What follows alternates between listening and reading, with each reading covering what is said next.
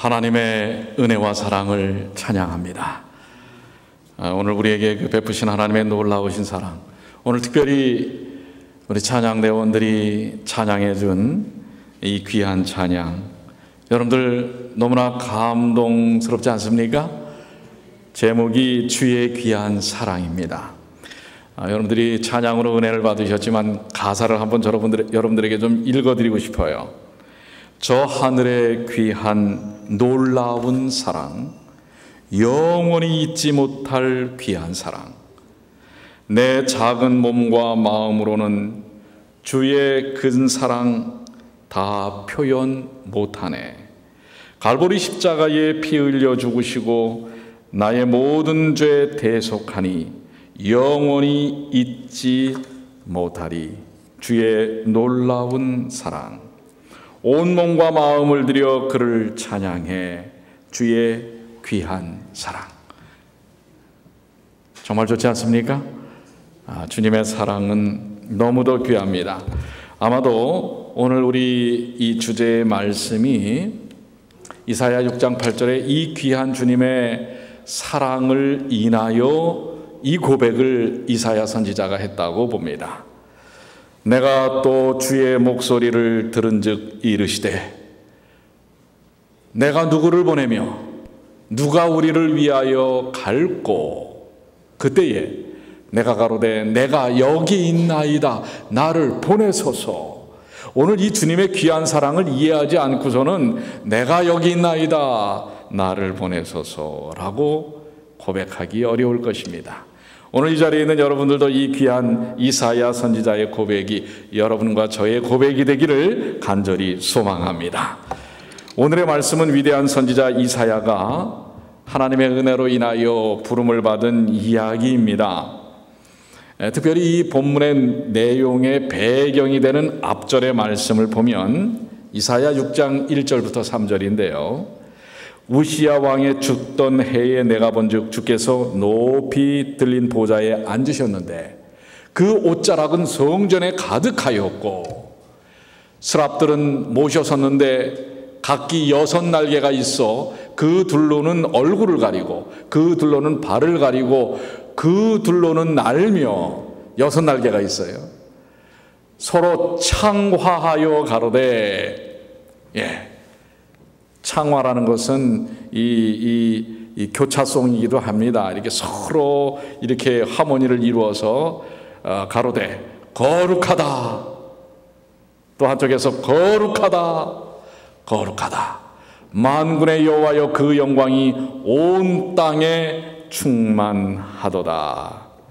자, 지금 이 상을 이사야가 보는 것은 그 시기가 언제였냐면 우시야 왕이 죽던 해입니다.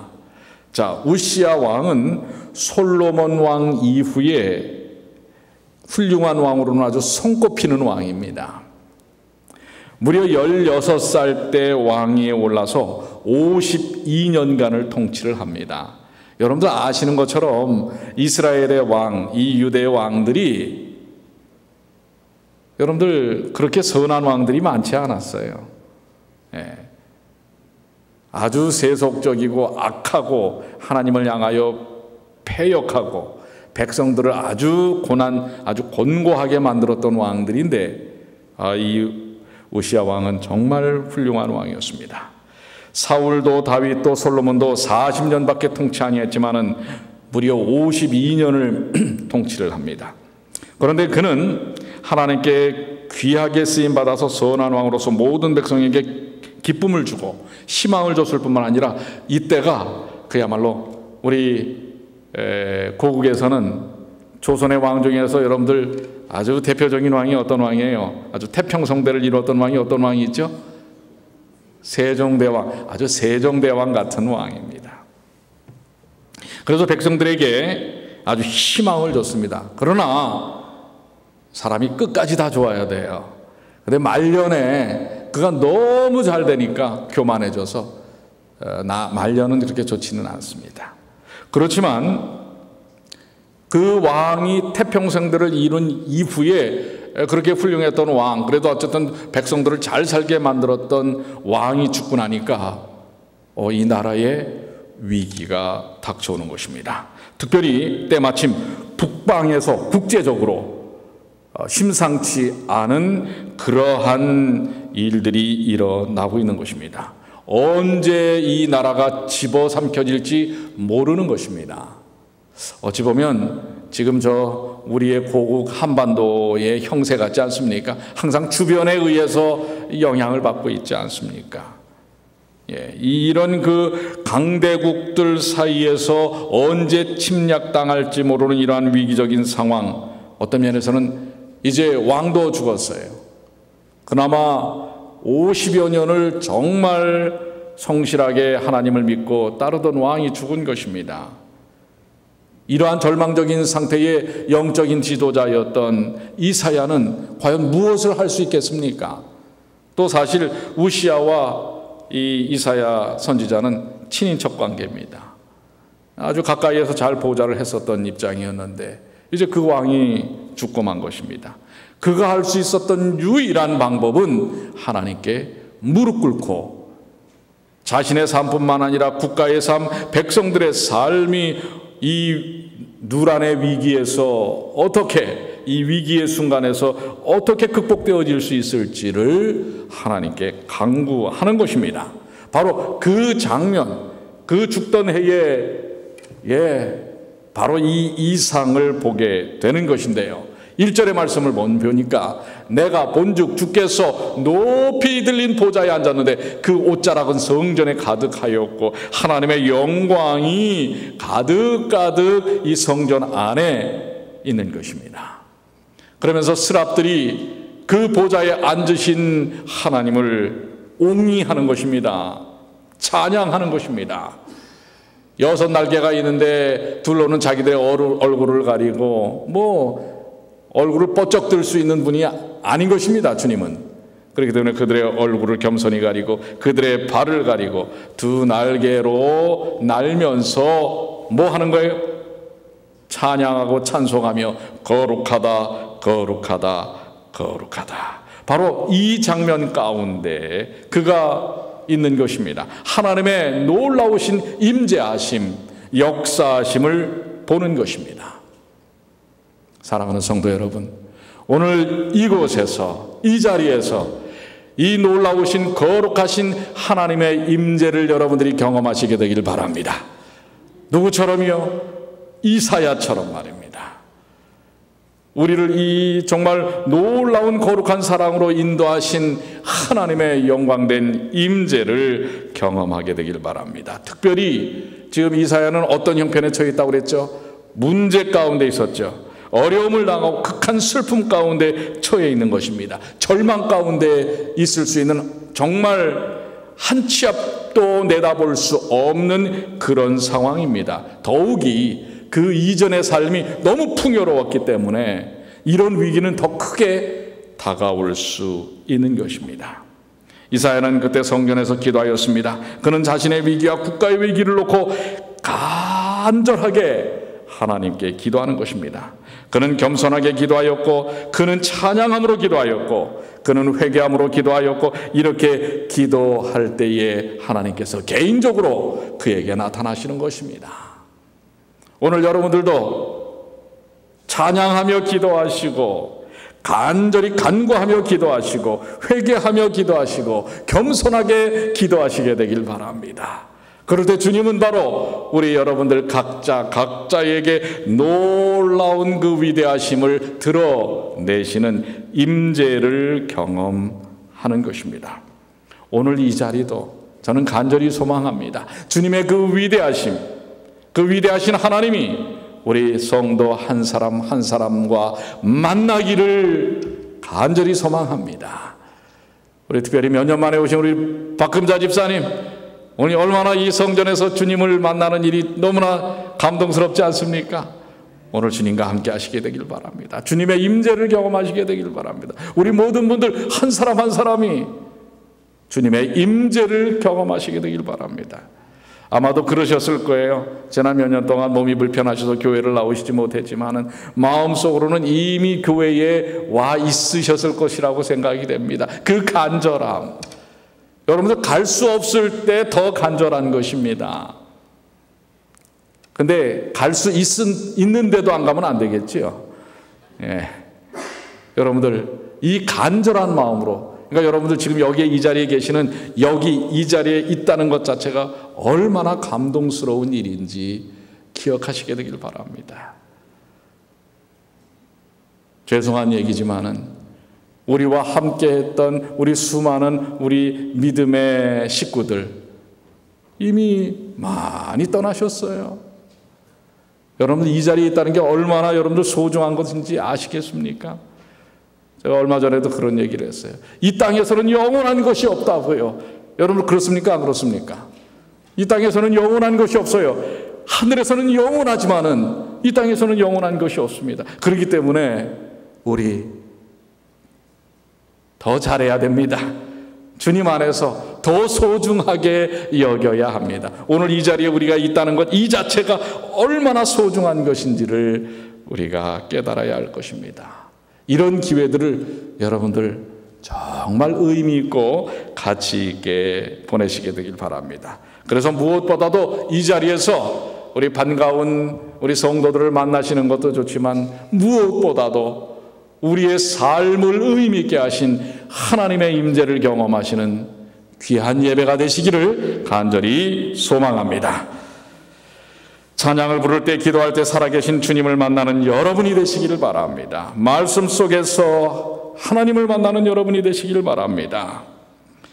바로 하나님의 영광이 가득한 그곳에서 하늘이 열리고 하늘 보좌가 보이고 천사들이 날개를 펴며 거룩하다 거룩하다 거룩하다고 하는 이 놀라운 하나님의 임재를 경험했던 이사야처럼 오늘 이 자리에서 우리 찬양대원들의 아름다운 찬양을 통해, 기도를 통해, 또 말씀을 통해, 우리 성도들의 교제를 통해 하나님의 임재를 경험하는 주님의 귀한 자녀들 되시기를 간절히 축복합니다. 신앙은 체험이 필요합니다. 이론만 갖고 되는 것이 아닌 것입니다. 우리는 믿고 구원받은 사람들입니다. 그렇습니까? 예수 그리스도를 믿고 구원받은, 십자가의 은혜로 구원받은 사람들이에요. 그렇다면 오늘 그 구원의 기쁨을 오늘 이 자리에서 그것을 허락하신 하나님을 만남으로 다시 한번 경험하시고 체험하시는 주님의 귀한 자녀들 되시길 바랍니다. 믿습니까? 오늘 이 자리에서 주님 만나시는 것을 여러분들 확신하십니까? 체험하시게 되길 바랍니다. 오늘 우리도 이사야처럼 하나님을 만나는 사람들이 되어야 하는 것입니다. 아니, 그럴 수 있는 것입니다. 우리가 이전에서 하나님을 만날 수 있고 또 하나님이 주시는 비전과 우리를 향한 하나님의 놀라우신 뜻들을 볼 수가 있는 것입니다. 자, 여러분들 왼쪽으로 한번 보십시오. 비전이라고 써 있지 않습니까? 예, 여러분들의 비전은 무엇입니까? 오늘 우리들의 비전, 하나님께서 우리에게 보여주신 비전은 로마서 12장 1절로 2절에 한번 다 같이 읽어볼까요? 오른쪽에 글 사람을 시작. 사람을 변화시키는 복음, 세상을 변화시키는 교회. 그렇습니까? 그렇습니다. 우리 주님의 비전은 주님의 복음, 십자가의 복음을 통하여 우리 각자가 변화되는 것입니다. 변해야 합니다. 본어겐의 경험, 거듭남의 경험이 우리의 삶 속에서 매 순간 체험되어져야 하는 것입니다.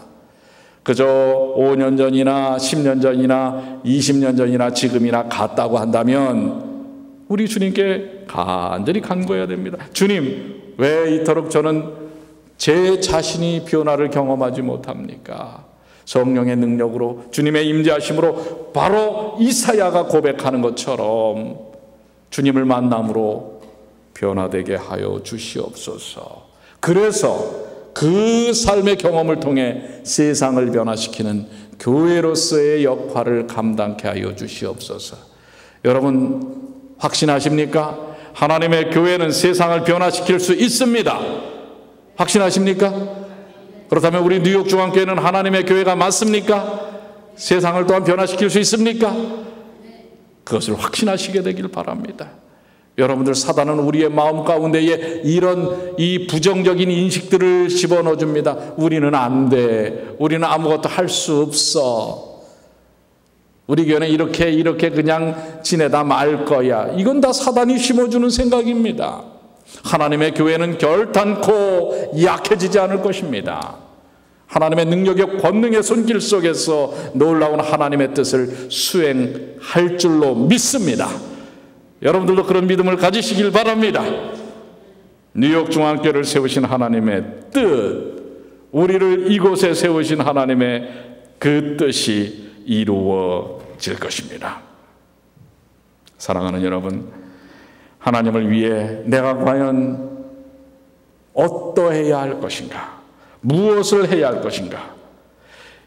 이전에 무엇보다 하나님을 내가 개인적으로 만나 변화되는 삶을 사시는 주님의 귀한 자녀들이 되시길 바랍니다. 이사야는 계속해서 이렇게 말씀을 이어가고 있습니다. 5절부터 7절에 그때에 내가 말하되 화로다 나여 망하게 되었도다. 나는 입술이 부정한 사람이요 입술이 부정한 백성 중에 거하면서 만군의 여호와이신 왕을 배웠음이로다. 자, 이사야가 지금 하나님의 임재를 경험했죠. 하나님을 만났지요.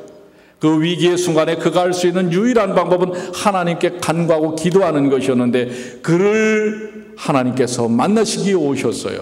그럴 때 그가 고백한 게 뭐예요? 화로다 나여 망하게 되었도다. 나는 입술이 부정한 사람이요 입술이 부정한 백성 중에 거하면서 만군의 여호와이신 왕을 배웠도다. 여호와 왕 중에 왕이신 하나님을 만났는데 입술이 부정하고 내 죄가 드러나는 거예요. 그래서 화로다. 어찌할 줄 모르는 거예요. 여러분, 우리도 그렇지 않습니까? 하나님의 그 거룩함, 그것이 우리에게 비춰질 때에 우리의 죄의 이 처절함들이 그대로 드러나지 않습니까? 하나님 앞에 제대로 설 수 있는 사람이 한 사람이라도 있을까요? 어떠세요? 아무도 없는 것입니다. 이사야처럼 우리는 하나님 앞에 고백할 수밖에 없어요. 하나님 앞에서 담대히 있을 수 있는 사람은 아무도 없는 것입니다. 그런데 그때에 6절입니다. 그 스랍의 하나가 화저로 단에서 취한 바 핀숯을 손에 가지고 내게로 날아와서 그것을 내 입에 대며 가로되 보라 이것이 내 입에 닿았으니 내 악이 제하여졌고 내 죄가 사하여 졌느니라 하더라. 아멘입니까? 그의 죄가 이 스랍 천사가 단에서 취한 그 핀숯을 가지고 와서 입에 대니까 모든 죄악들이 다 사라져 버린 것입니다. 이사야는 하나님 앞에 설 때 자신의 추한 모습을 보게 되었어요. 거룩하신 하나님을 대하게 될 때 그는 즉각적으로 자기의 이 부정함, 다시 말해서 자기의 죄악을 깨닫게 되었고 그 죄를 자백하게 된 것입니다. 더러운 인간이 하나님 앞에 설 때 제일 먼저 할 일은 죄에 대한 고백입니다. 나는 죄인입니다. 우리가 십자가 앞에 설 때에 고백할 수 있는 것은 단 한 가지예요. 나는 죄인입니다. 출애굽기 2장에서 모세는 자기 힘으로 일하려고 하였습니다만 호렙산에서 하나님을 만난 모세는 자기의 무능함을 고백합니다. 베드로도 뭐라고 주님 앞에서 고백합니까? 누가복음 5장 8절에 주여 나는 죄인이로소이다 나를 떠나소서. 하나님 앞에서 우리는 고백할 수 있는 유일한 고백은 나는 죄인입니다. 여러분들 그렇게 인식하십니까? 나는 주님 앞에 죄인입니다. 나는 부정한 자입니다. 더럽고 추악한 사람입니다. 부족한 사람입니다. 그것이 하나님 앞에 서는 모든 인간들이 공통적으로 느낄 수밖에 없는 고백이라는 사실입니다. 그런데 그런 죄인들을 향하여 하나님은 어떻게 하세요? 용서를 허락하십니다.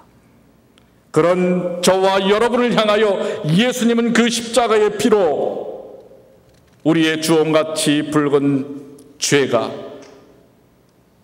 흰 눈처럼 순결케 되었다고 말씀하고 있는 것입니다.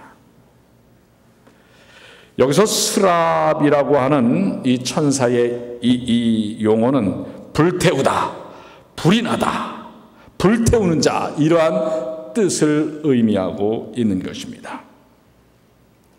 그 이사야의 부정함을 다 불태워버리시는 것입니다. 하나님의 권능으로 천사를 보내셔서 불태우는 것입니다. 오늘 여러분과 제가 갖고 있는 모든 죄들을 하나님께서 다 십자가로 불태우시는 것입니다. 어떻게 그렇게 약속하셨어요? 요한일서 1장 9절입니다. 우리 한번 다 같이 읽어볼까요? 만일 우리가 우리 죄를 자백하면 그는 미쁘시고 의로우사 우리 죄를 사하시며 우리를 모든 불의에서 깨끗하게 하실 것이요. 아멘. 여러분 믿습니까? 이 말씀을? 이사야가 자신이 죄인이라는 사실을 고백할 때에 하나님의 은혜 속에서 그 죄는 정결케 된다는 사실입니다. 오늘 우리가 십자가 앞에서 우리의 죄를 자백하면 그분은 미쁘시고 우리 주님은 미쁘시고 의로우셔서 우리의 모든 죄를 사하시고 우리를 모든 불의에서 깨끗하게 하시는 것입니다. 오늘 이 자리가 그 거룩함의 경험을 하는 귀한 자리가 되시길 바랍니다. 여러분의 죄를 고백하시고 여러분의 모든 부정함, 여러분의 모든 연약함을 다 내려놓으시고 우리를 깨끗게 하시는 놀라운 하나님의 은혜를 체험하시는 주님의 귀한 자녀들 되시길 바랍니다. 아직도 여러분들의 죄의 그 무거운 짐을 여러분들 스스로가 지고 있을 필요가 없다고 하는 것입니다. 이제 이렇게 주님 앞에서 모든 문제에 대하여 주님께 의뢰하고 맡겼던 이사야에게 그의 죄마저도 다 정결케 하신 하나님께서 오늘 뭐라고 말씀하세요? 그러면서 본문의 말씀, 오늘 이 중요한 주제의 말씀으로 결론을 내리는 것입니다.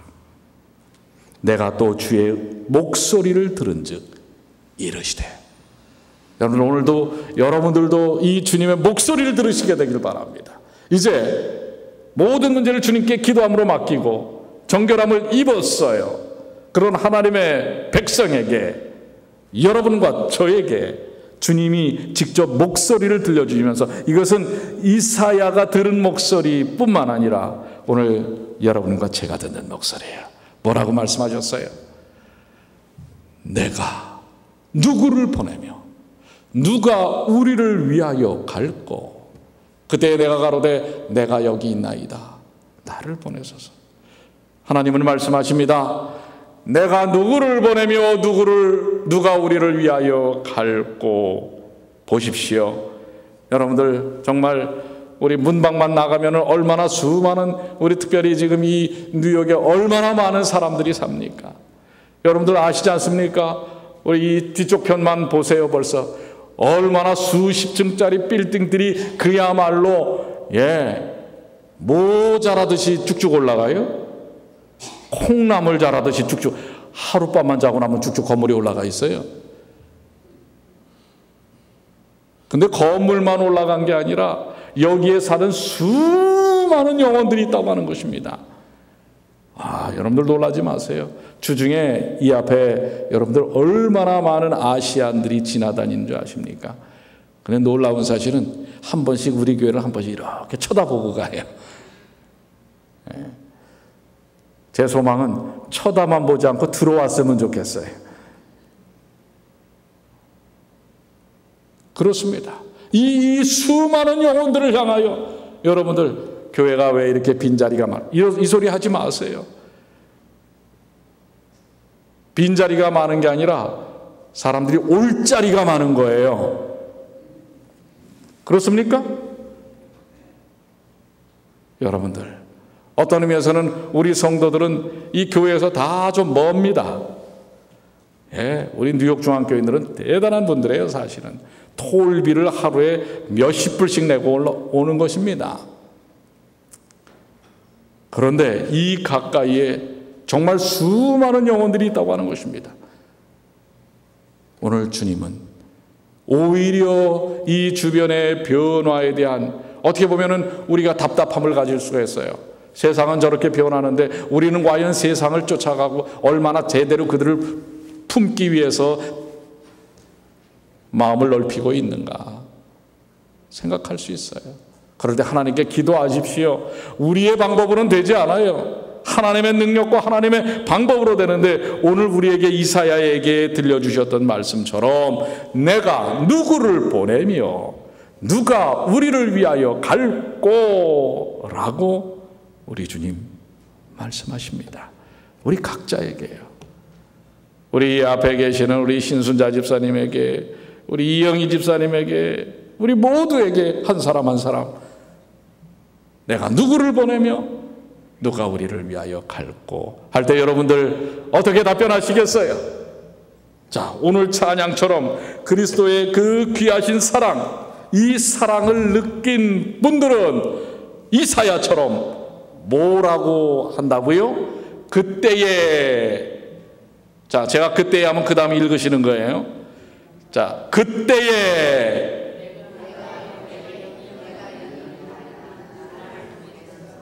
여러분들의 고백입니다.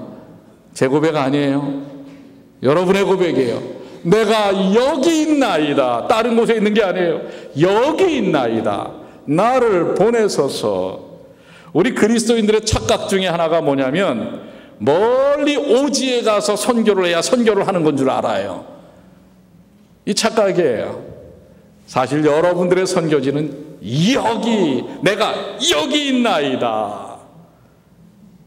왜 여기 있다고 이사야가 고백했을까요? 내가 서 있는 이곳, 여기에 대한 자각이 필요한 것입니다. 하나님께서 왜 여러분들을 이곳에 살게 하시고 왜 우리 뉴욕 중앙교회에 나오게 하시는지를 이해하셔야 돼요. 바로 여기를 먼저 책임져야 하는 것입니다. 여기도 책임지지 못하면서 어디서 아프리카를 책임지겠다고 하세요. 네. 우리 이곳을, 내가 여기 있나이다. 나를 보내소서. 첫 번째는 여기로 보내시라는 거예요. 그리고 이곳을 중심으로 해서 다른 곳으로 뻗어나가게 해달라고 하는 고백입니다. 이사야가 지금 이 뭐예요? 이스라엘 백성들을 위하여 보내달라고 하는 것이, 첫 번째는 예루살렘에 있지만 예루살렘으로 보내달라는 것이죠. 어디 엉뚱하게 저 안디옥으로 보내달라고 그러고 말입니다. 다른 데로 보내달라고 하는 게 아닙니다. 바벨론으로 보내달라고 하는 것도 아니에요. 여기. 오늘 여러분들, 우리가 저 가나도 좋고 또 남미의 오지도 좋고 헤이티도 좋고 또 저 인도네시아도 좋고, 지난주에 저도 이 카얌의 또 동부 지역장이에요. 그래서 이제 카얌이 요번에 우리 저 동아시아 지역으로 요번에 또 보내요. 네팔인가 이쪽으로 또 한 20여 명이 가는 거로 제가 알고 있는데요. 중요합니다. 그러나 여러분들, 여기가 사실은 더 중요합니다. 우리 젊은이들에게 여기로 보내야 합니다. 그래서 다음 주에 우리 청년들이 우리 여기서, 처음 있는 일이에요. 우리 교회 청년들이 주축이 돼가지고 연합 찬양 예배를 드리지 않습니까? 다 각 교회, 제가 시킨 것도 아니에요. 오히려 저한테 목사님 이렇게 도와주세요 하고 얘기를 하는 거예요. 그래서 우리 합회의 청소년 부장도 부르고 또 주변에 있는 교회들의 청년들에게도 다 연락을 해서 우리 이렇게 찬양 예배를 하는데 함께 좀 하자고. 여러분, 아마 그동안 못 봤던 놀라운 우리 청년들의 찬양 예배를 보실 수 있을 거예요. 그래서 지금 아마 다음 주에는 악기들도, 더 다양한 악기들도 세팅을 하고 말입니다. 청년들의 뜨거운 열기를 여러분들이 보실 수 있을 거예요. 우리 많은 성도들이 그때 좀 오셔가지고 함께 그 청년들을 좀 격려하시고 그 아름다운 찬양에 여러분들도 좀 녹아 드시게 되길 바랍니다. 청년들이 영어로 해도 괜찮아요. 여러분들 영어 못 알아들어도요, 영적인 감흥이 이렇게, 이 음악은 음파를 통해서 이 전달이 되는 거기 때문에요, 우리 가슴을 울리는 거예요. 여러분들 바로 이러한, 그래서 여기 바로 이 장소에 이 하나님의 놀라운 역사들이 일어나야 하는 것입니다. 또 일어날 것입니다. 그래서 내가 여기 있습니다, 나를 보내소서라고 여러분들이 고백하시게 되길 바랍니다. 토마스 왓슨이라는 사람은 하나님은 우리가 가치 있는 존재라고 택하신 것이 아니라 우리를 택하셔서 가치 있는 존재로 만드신다라고 이야기를 했어요. 우리가 다 하나님의 십자가로 택함 받았기 때문에 가치 있는 존재가 된 거예요. 정말 놀라운 존재가 된 것입니다. 그런데 이 기욤 폴리네르라고 하는 분이 이런 시를 하나 썼어요. 영어로는 come to the edge예요. 엣지가 뭐예요? 이 끝 아니에요, 끝. 엣지. 이 벼랑 끝으로, 그래서 이 한국말로 하면은 벼랑 끝으로 오라라는 것입니다. 자, 여기 여러분들 벼랑을 한번 보시겠어요? 이 그림이, 요 사람 지금 바위에 완전히 이렇게 벼랑 끝에 서 있습니다. 근데 뛰어내릴 것 같지는 않아요. 자, 여기 뭐라고 이 아폴리네르가 벼랑 끝으로 오라라고 하는 시는 이렇습니다. 그가 말했다, 벼랑 끝으로 오라. 그들은 대답했다, 우린 두렵습니다. 그가 다시 말했다, 벼랑 끝으로 오라. 그들이 왔다.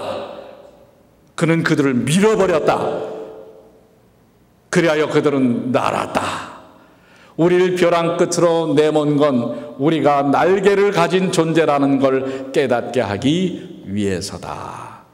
저는 이 시를 읽으면서 때때로 우리 주님은 우리를 벼랑 끝으로 오라고 하십니다. 여러분들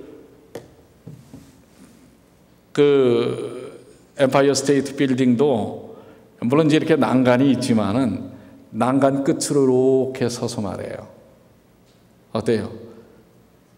밑을 내려다 보면은 찌릿찌릿 안 하세요? 그래도 거기 이제 난간이 있으니까 이런데 요 보세요. 지금 요 바위 완전히 공중에 떠 있어요. 여긴 지금 천길랑 떨어집니다. 여러분 저기에 걸터 앉아 있는데 누가 와서 이렇게 믿는다고 한번 생각을 해보세요. 근데 우리 주님께서 이렇게 벼랑 끝으로 여러분들의 일상생활 속에서 때때로는 벼랑 끝으로 좀 주님께서 좀 밀려고 하세요. 왠지 아세요? 아까 스랍이 뭐가 있다고 그랬어요? 날개가 몇 개나 있어요? 우리에게도 날개가 있음을 아시기 때문에 그래요. 믿음의 날개가 말입니다. 그래서 여러분 일상에 안주하지 마시고 하나님을 믿고 좀 도전하시고 벼랑 끝에 좀 서보십시오. 주님께서 오라 하시면 가보시라 말해요.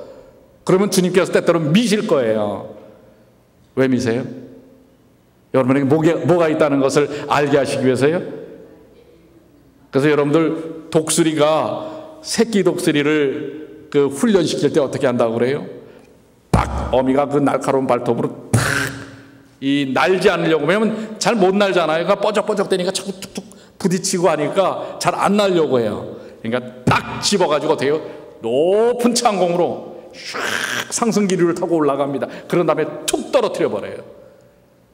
그러면 아직 이 날개에 힘이 없는 새끼 독수리는 말이에요, 막 날갯짓을 하지만은 어때요? 곤두박질 치지요. 그러다가 거의 어디쯤 왔을 때 밑에 땅바닥에 부딪힐 때쯤에 샥 와서 어미가 다시 딱 낚아채서 또 올라가는 거예요. 여러분, 오늘 우리에게는 때때로 챌린지적인 도전이 필요합니다. 여러분 개인적인 영적 삶에도 마찬가지입니다. 여러분의 가정에도 그렇습니다. 그저 안주하려고 아무것도 시도하지 않으면 아무것도 할 수 없습니다. 그러나 시도하면 실패할지라도 우리에게 큰 교훈은 남겨준다는 사실입니다. 여러분의 믿음의 삶 속에 우리 예수 그리스도의 그 귀하신 사랑, 이 사랑 때문에 우리는 믿음을 가질 수 있는 것입니다. 그 믿음 속에서 누구처럼요? 이사야처럼 내가 여기 있나이다, 나를 보내소서. 주님께서 누가 나를 위해 갈고 벼락으로 미시는 거예요. 내가 여기 있습니다. 주님을 믿기에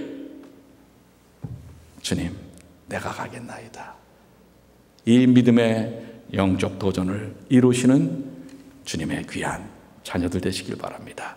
여러분이 서 있는 이곳에서 자, 저는 이제 이 마지막 말씀을 읽고 마치려고 합니다. 디모데후서 4장 2절, 주님의 도전은 우리에게 있어서 벼랑으로서의 도전. 자, 다 같이 한번 읽어볼까요? 너는 시작. 너는 말씀을 전파하라. 때를 얻든지 못 얻든지 항상 힘쓰라. 보험사의 오래 참음과 가르침으로 경책하며 경계하며 권하라. 말씀과 사랑을 증거하는 일에 여러분의 날갯짓을 과감히 하시는 주님의 귀한 자들 되시길 바랍니다.